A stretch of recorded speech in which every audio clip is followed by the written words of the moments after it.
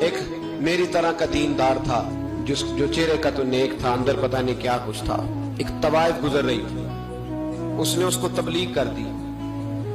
کہنے لگا بس کر دے، سیانی بن جا. تو کسی دانشور میں لکھا ہے اس نے بڑا سخت جواب دیا. اس عورت نے کہنے لگی بابا میں تو جو ہوں وہ نظر بھی آ رہی، تو بتا جو تو نظر آتا ہے وہ تو ہے کہ نہیں. اس بندے نے چیخ ماری اور بے ہوش ہو کے گر پڑا. لوگوں نے کہا بابا آج کسی صوفی کا کلام سنا ہے جو بے ہوش ہو گیا. تو اس نے کہا نہیں، آج طوائف کی بات سنی. طوائف کی. تو وہ عجیب بات کر گئی ہے. وہ کہہ گئی ہے میں تو جو ہوں میں نظر آ رہی ہوں، تو بھی تو بتا، تو بتا کہ تو دستار امامت پہنتا ہے.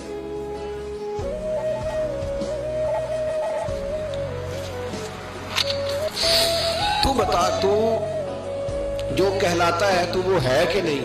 یہ وقال الانسان مالا، یہ راز قیامت میں کھلے گا.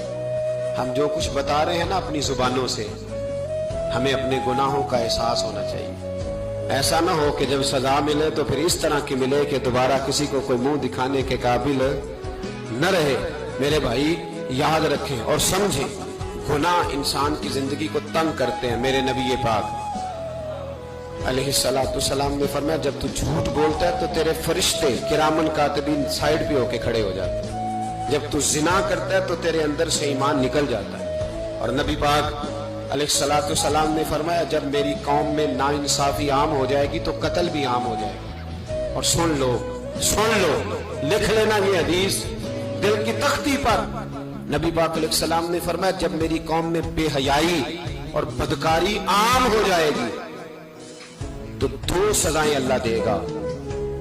ایک تو جوان موتیں آئیں گی، جوان بچے کچھ بھی نہیں دیکھا چلے گا. اور دوسری سزا اللہ یہ دے گا کہ ایسی بیماریاں آئیں گی جن کا علاج نہیں ملے گا، ایسے امراض پھوٹ پڑے گے. بھائی دیکھیں تو صحیح، کہیں ایسا تو نہیں کہ ہم ان عیبوں میں مبتلا ہیں